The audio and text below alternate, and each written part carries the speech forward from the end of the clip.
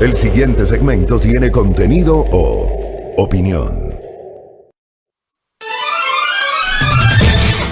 Muy bien, 6:29, gracias a nuestra audiencia, gracias a la enorme sintonía que ya tenemos. No se olviden que pueden seguir a primera hora a través de nuestros canales digitales, los canales digitales de Majestad Radio.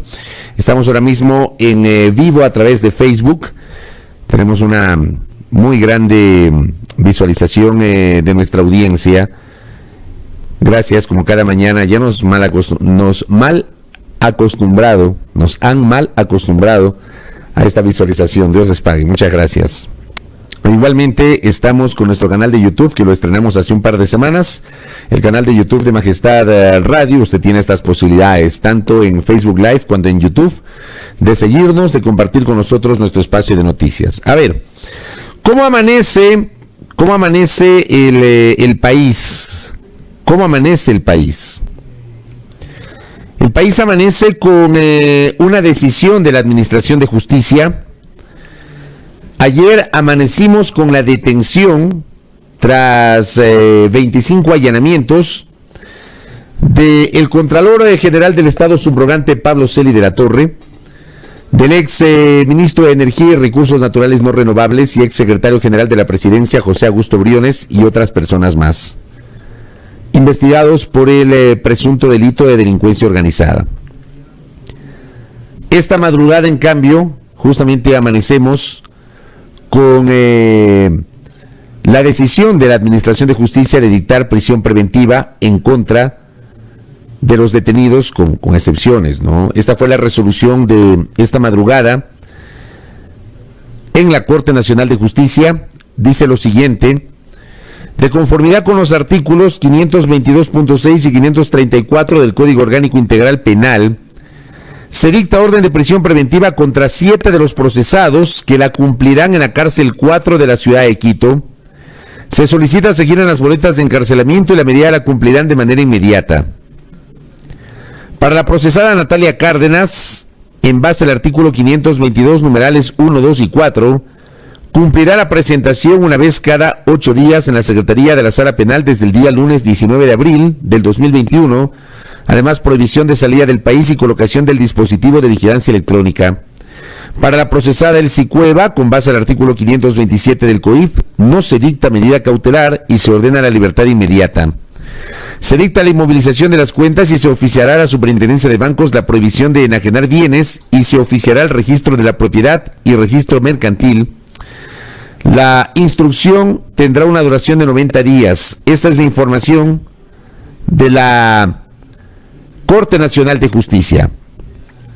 Mientras tanto, la Fiscalía General del Estado, igualmente en horas de la madrugada, publicó: la Fiscal General del Estado, Diana Salazar Méndez, presentó 16 elementos de convicción durante la audiencia de formulación de cargos desarrollada en la Corte Nacional de Justicia. El juez nacional Felipe Córdoba dictó orden de prisión preventiva contra Pablo Celi, Contralor General del Estado subrogante, y su hermano Esteban, contra José Augusto Briones, ex secretario general de la Presidencia, y su hermano Luis, contra Silvia L., Ángelo R. y Andrés L., por su presunta participación en el delito de delincuencia organizada. A ver, estamos hablando del Contralor, de su hermano, de José Augusto, de su hermano, de Silvia L., Ángelo L. y Andrés L. 7 personas con prisión preventiva. La Fiscalía también informó en la madrugada, mientras que para la procesada Natalia C. se dictaron otras medidas como presentación periódica, prohibición de salida del país y uso del grillete electrónico por su participación en el mismo delito. Hablamos de 7 detenidos con prisión preventiva, una con medida cautelar alternativa, y tenemos a una persona, Elsie C., que se ordenó que se gire la boleta de libertad. Así amanecemos el día de hoy. Igual que ayer, amanecimos con la noticia de los allanamientos. Hoy amanecemos con esta noticia de la prisión preventiva en contra del Contralor General del Estado. Vamos poco más allá, querida audiencia. Ustedes saben, ustedes que me siguen, los que me siguen desde hace tiempo, saben perfectamente que en este espacio hemos sido muy críticos de varias de las actuaciones de la Fiscalía. Desde esta tribuna periodística he pensado que la justicia ha sido absolutamente selectiva y ha manejado con mucha diligencia determinados casos, con muchísima diligencia, mientras otros los ha mantenido ahí. A ver, basta con ver la velocidad del caso Sobornos, y yo he dicho públicamente, a mí jamás me han escuchado en este espacio, nunca, ni en mis redes, ni en estos micrófonos, ni en el programa de la tarde, ni en ningún lado. Me han escuchado que en lo personal haya yo tomado partido para defender a alguno de los procesados del caso Sobornos. Tengo una visión sobre el caso Sobornos. Me parece a mí que ese caso se saltó una serie de protocolos muy propios del debido proceso, justamente por el apuro en que la sentencia en contra de los procesados esté ejecutoriada antes de que finalice el proceso de inscripción de candidaturas del año anterior. Yo lo dije en septiembre del año anterior. Coincidencias en Pascuales, dicen algunos. Lo dije el año anterior. A mí me parece que hay muchas dudas. A mí el caso Sobornos me dejó muchísimas dudas. Lo expresé en su momento, sin pretender siquiera decir que Rafael Correa, que Jorge Glass, que varios de sus colaboradores, que los empresarios son culpables e inocentes, porque no es mi papel. Ese no es mi papel. Yo concibo el papel periodístico desde otro punto de vista. Yo no soy juez, no soy fiscal, no soy agente de criminalística, no soy perito. Soy periodista y a la vez soy ciudadano, con una visión. Y trato de respetar los protocolos y las formas que señala el periodismo. Pero sí he sido crítico sobre la velocidad con la cual se manejó. Que hubo una velocidad tremenda para ese caso. Velocidad que, por ejemplo, no se ha manejado en otros casos. Ayer nomás leía, y me quedé loco, sobre el hecho de que hace 2 años detuvieron al sueco Olavini. Hace 2 años. Y resulta que hasta hoy ese caso no se termina. Y no se olviden ustedes de esta frase cliché que termina siendo real. Justicia que tarda no es justicia. Entonces, según los casos, pero es que son recontra ágiles. La Fiscalía y las Cortes son recontra mega ágiles. Para detener, para procesar, para sentenciar. En otros casos simplemente se olvidan.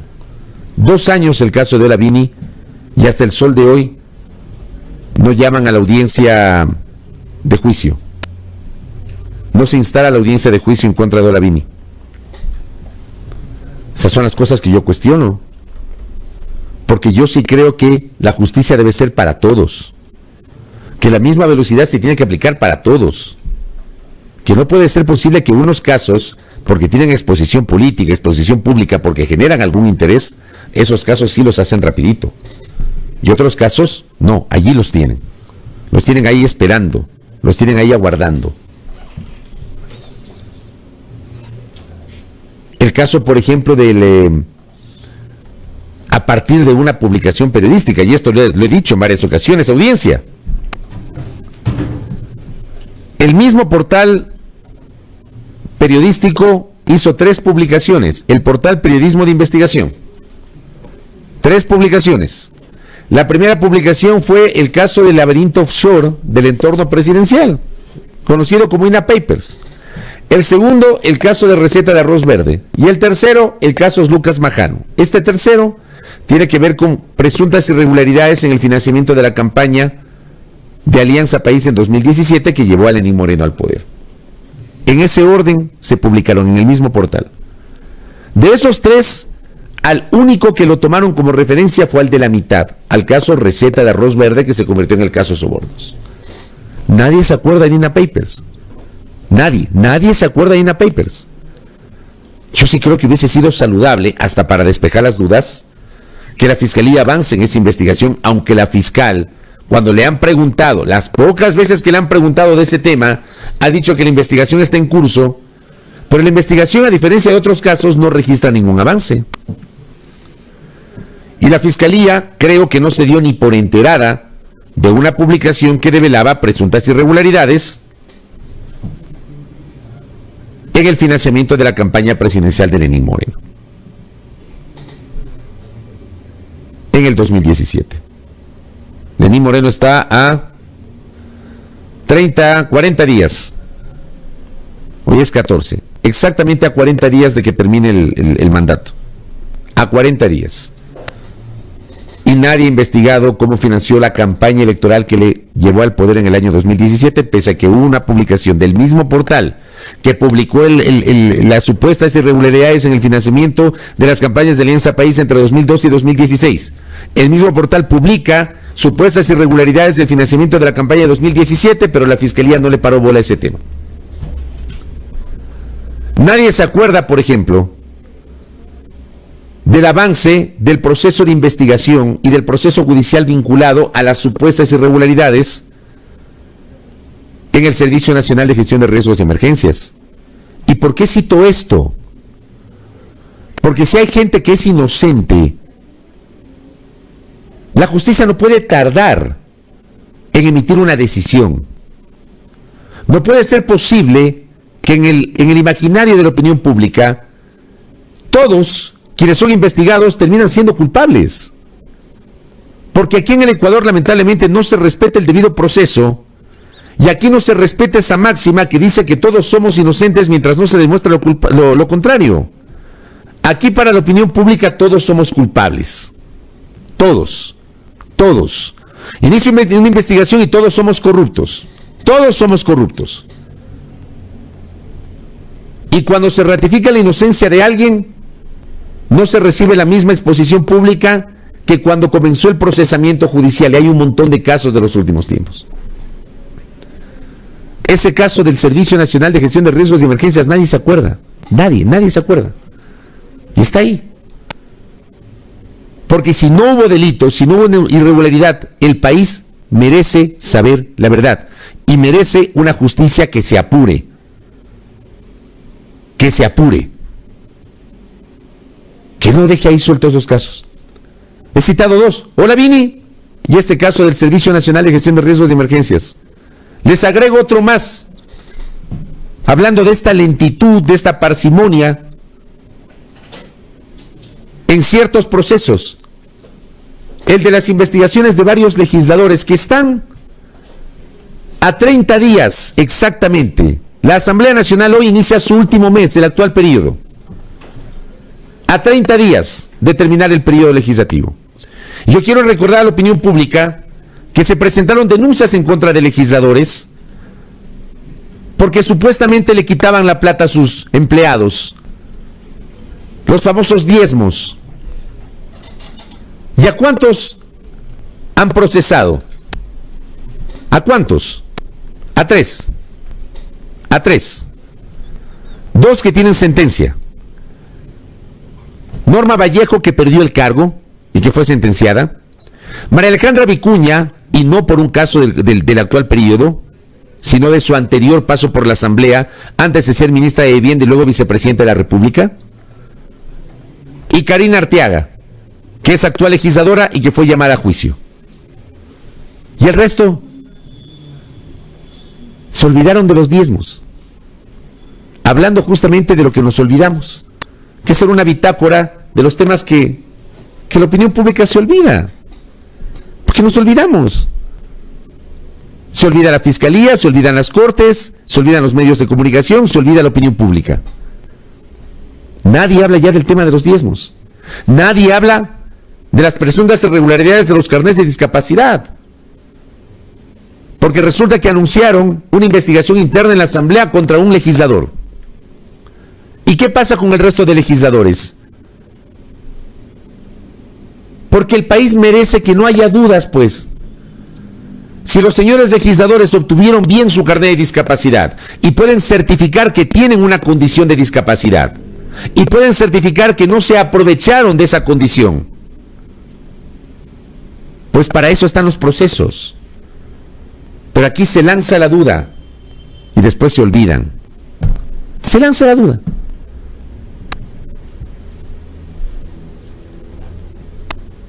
Aquí la gente se olvida.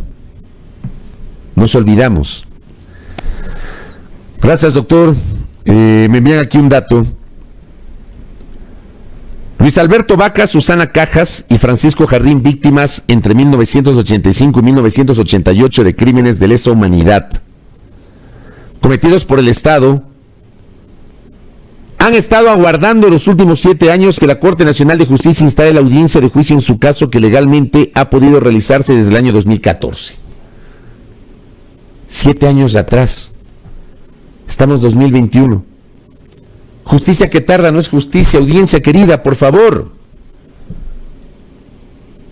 Para unas cosas somos muy ágiles.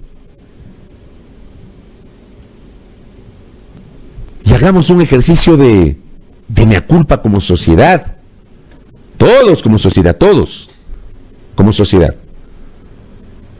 De que aquí en este país tenemos memoria corta y somos muy coyunturales. Quiero agradecerle a Andrés Reliche que me pase este dato. Un tuit que Andrés publicó el 13 de febrero, colega periodista.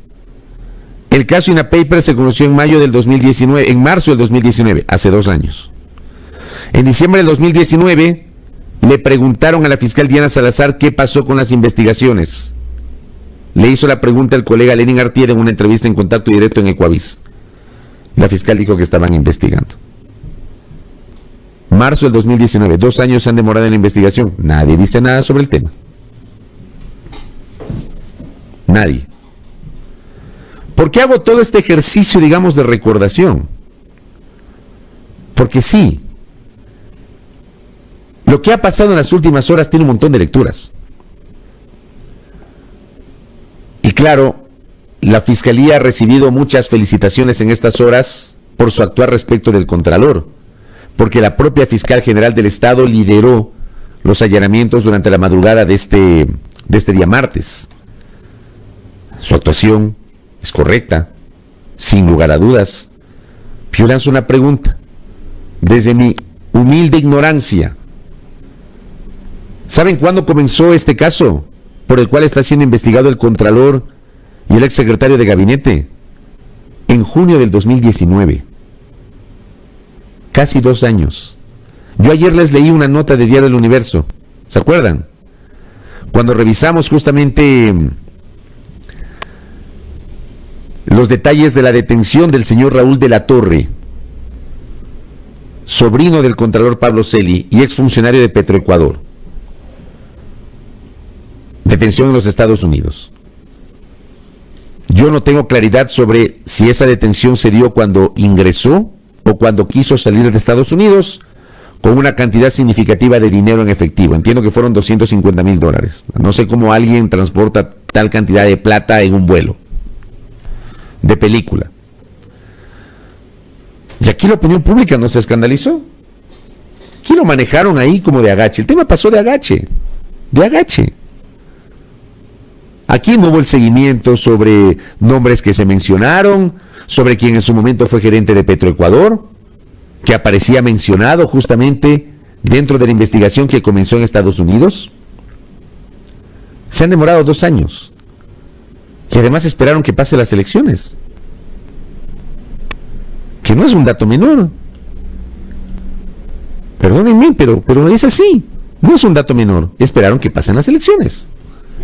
Igual que pasó con el aumento del precio de los combustibles, que yo les relaté el día domingo y el lunes. Debieron haber anunciado el día domingo el aumento del precio de los combustibles. O sea, el sábado para que rija el domingo.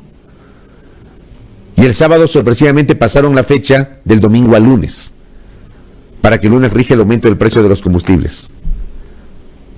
Hay estaciones de servicio que hoy venden la gasolina extra a 3,30 y pico.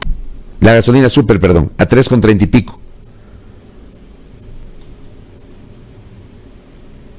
Que es un precio muy alto para la economía ecuatoriana.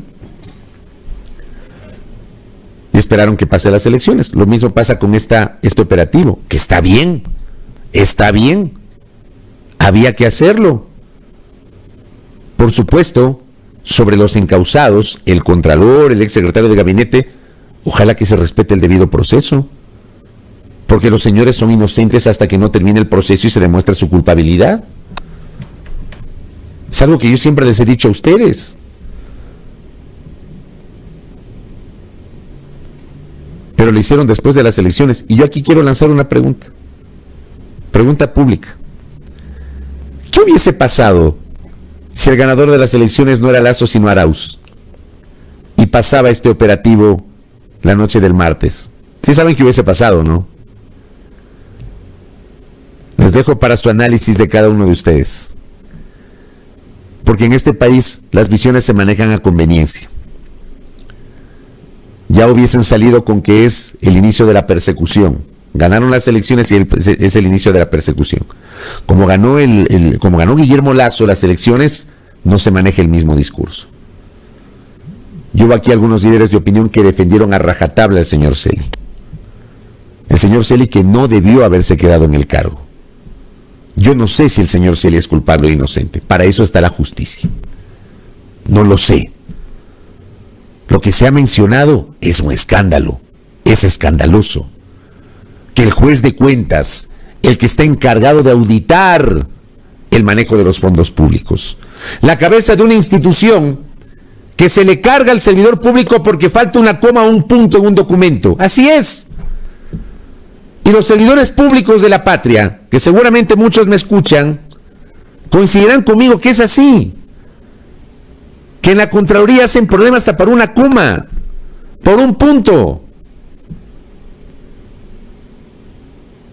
Y muchos que han tenido la mala suerte de ser administradores de contratos, que lo han manejado con mucha honestidad y responsabilidad, pasan años asustados, esperando a que les pida cuentas la Contraloría.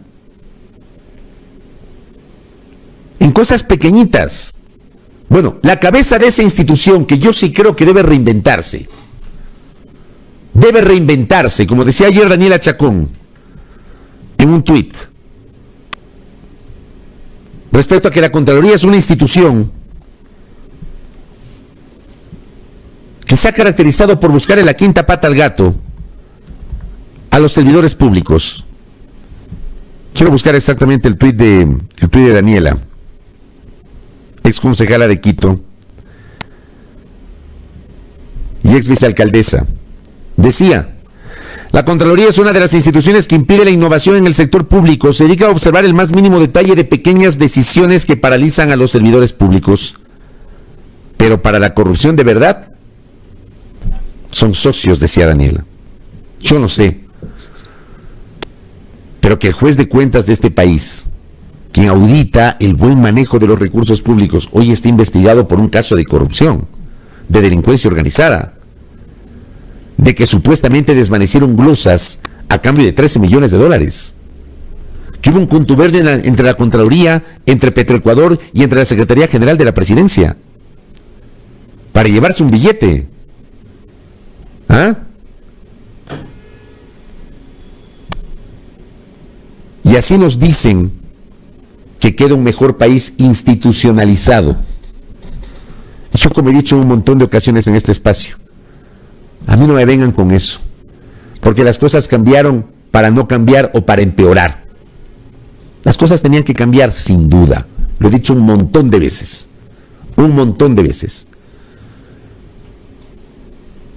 Pero en varios espacios, querida audiencia, el remedio resultó peor que la enfermedad, pues.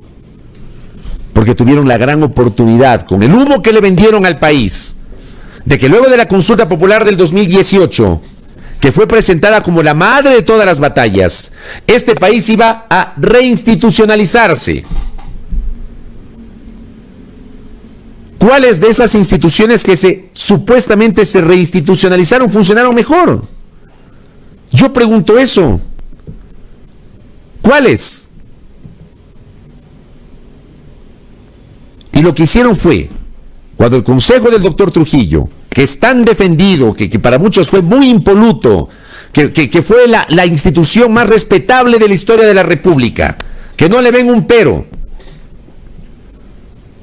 ese consejo tomó una decisión totalmente cuestionable con el respaldo de la opinión pública y con el silencio de la opinión pública,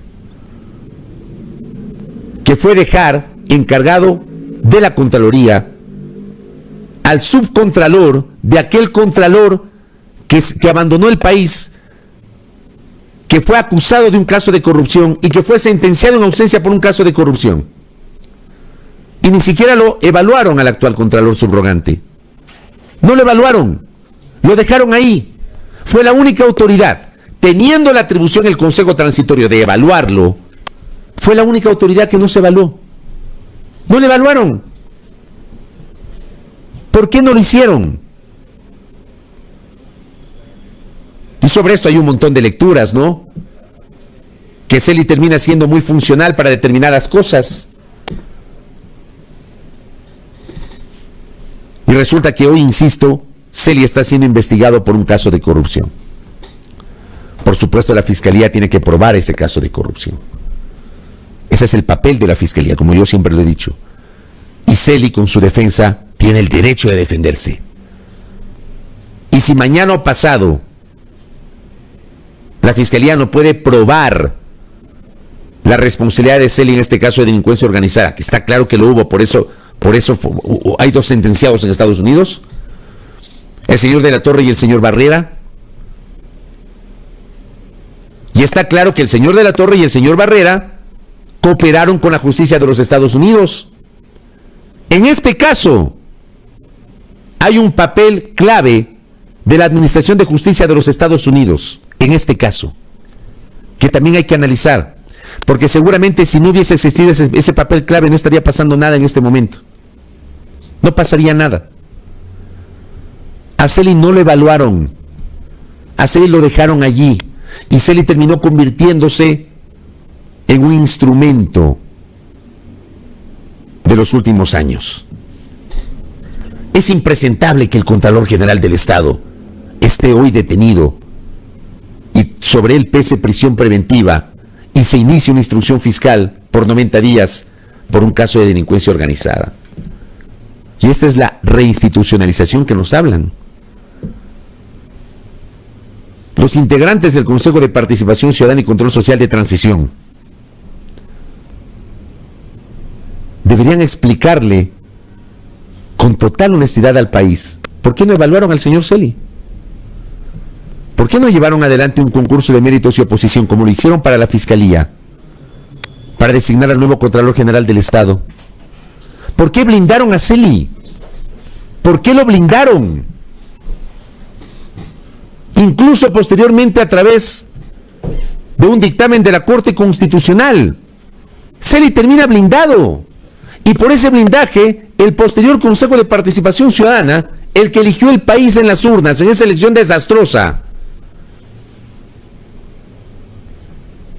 ese consejo intentó revisar las decisiones de su predecesor vinculadas al tema de la Contraloría. Y pues, muy presurosos nuestros legisladores para unas cosas también, enjuiciaron y destituyeron a 4 de los 7 consejeros, cuando todos sabemos que esa decisión política que le hicieron con mucha agilidad era porque no les gustaba la integración del consejo. Por supuesto que después nos enteramos que José Carlos Tuárez estuvo vinculado a una trama de corrupción, esa es otra cosa. Pero al contralor que hoy está detenido, sobre quien debe comenzar en estas horas una instrucción fiscal, a ese contralor que no le evaluaron hoy, está en el ojo del huracán. Está en el ojo del huracán, con una presunción de vínculos con la corrupción. Y como dije ayer, hay muchos abogados respetables: Juan Pablo Albán Alencastro, Felipe Rodríguez, Pablo Encalada, Carlos Soria, por mencionar algunos nombres, que han sido muy críticos sobre el uso y el abuso de los informes de responsabilidad penal, los denominados IRPs, por parte de la Contraloría. Por cierto, abogados, sobre todo los 3 primeros, que han sido muy críticos de lo que ha pasado en los últimos 14 años. No solamente en los últimos 4 años, porque como aquí alguna gente tiene tatuado el hecho de que uno critica y mete en el correísmo y el anticorreísmo, porque somos así en el Ecuador. Ojalá que esa etiqueta ya se vaya quitando, ¿no? Pero a Juan Pablo Albano lo han estigmatizado por eso. A Felipe Rodríguez lo han estigmatizado por eso. A Pablo Encalada lo han estigmatizado por eso cuando han sido críticos del manejo igualmente cuestionable de la década anterior. Esos IRPs no servían para nada, pero eran utilizados como arma por parte de la Contraloría General del Estado. ¿Qué van a hacer con la Contraloría? ¿Qué van a hacer? Y nos hablan de que tenemos un mejor país institucionalizado, que nos dejan un país mejor que el que encontraron. Vamos, tengamos sentido de autocrítica. Cierro el comentario a esta hora. Se me quedan un montón de temas que hay que seguir comentando. Seguramente mañana ya podremos comentarlos. O sea, en estos 2 días, 3 días en realidad, postelectorales, nos hemos centrado en el tema del Contralor, que a mí me parece vergonzoso. Vergonzoso. O sea, que el Contralor General del Estado esté siendo investigado por un acto de corrupción es vergonzoso. De verdad. Refleja la descomposición institucional que tiene la República.